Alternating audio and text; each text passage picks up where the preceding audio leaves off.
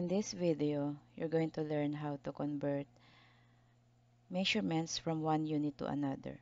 So for example, you're going to convert 8 miles to kilometer. So we all know that 1 mile is equal to 1.609 kilometer. Okay, so we're going to use this. The first step is to write the given 8 miles, then multiply to a fraction. So, ito yung gagamitin natin para isulat dito sa fraction na to. So, kung ano yung nandito, kung ano yung nasa given, kung ano yung unit of measurement na nasa given, yun din yung ilalagay nyo sa denominator, which is 1 mile. Okay? Is equal to 1.609 kilometer. So, that's it. Okay, now you're going to multiply this. Katulad pa rin ng fraction. No? So this 8 miles has 1 as denominator. Okay, let us now multiply. 8 miles times 1.609 kilometer. So yung mile, pwede na natin siyang i-cancel.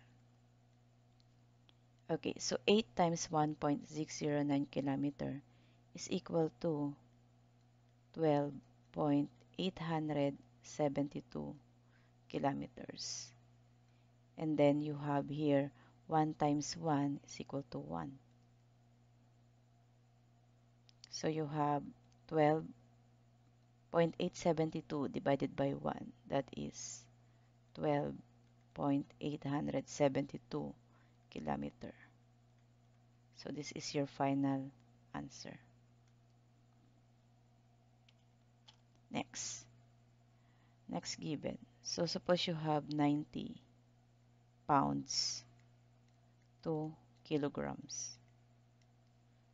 Okay. So 1 pound is equivalent to 0.4536 kilograms.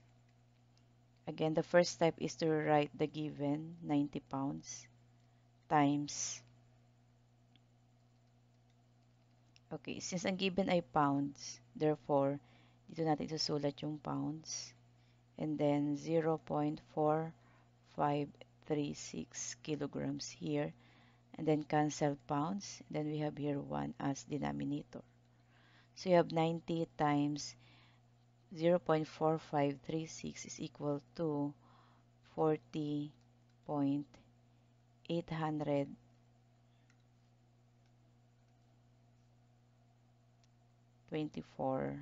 kilograms over 1. So that should be 40.824 kilograms. So this is your final answer.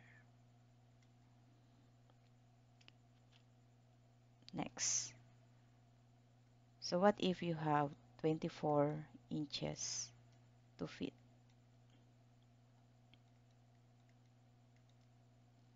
And we know that 1 foot is equivalent to 12 inches. So let us write 24 inches times, again, kung ano yung nandito, that would be your denominator, 12 inches. So ito yun. And then 1 foot here. So you have 24 times 1. Let us first cancel this. 24 times 1 is 24. And we have feet over, we have here 1. So we have 1 times 12, which is 12. 24 divided by 12, that is 2. So you have 2 feet. So that would be your final answer. Next. Let us convert 48 hours to days.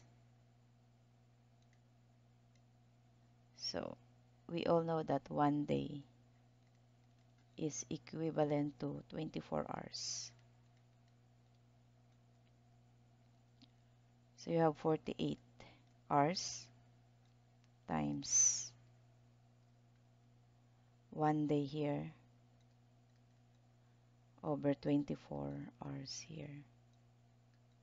So you have this cancelled. 48 times 1 is 48. So that would be days over 24. And 48 divided by 24 is 2. So the final answer is 2 days.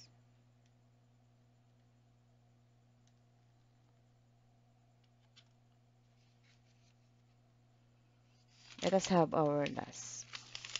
So suppose you're going to convert 2 days to minutes.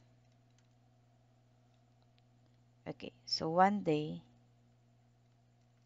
is equivalent to 24 hours.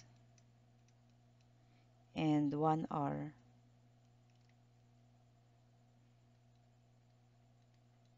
is equivalent to 60 minutes. Let's try that. So we have 2 days times. We have 24 hours. By the way, this is a 2-step procedure for this. Since kailangan natin dumaan sa oras muna to convert into minutes. Okay? So, meron tayo ditong 1 day. And then times, ito naman yung sunod. You have 1 hour. Then 60 minutes. Okay? So, paano ko nalalaman kung alin doon yung numerator, alin yung denominator? So, dito, no, itong equivalent factors na to. So, dapat alam natin yan, no? And then, yung given, susulat natin.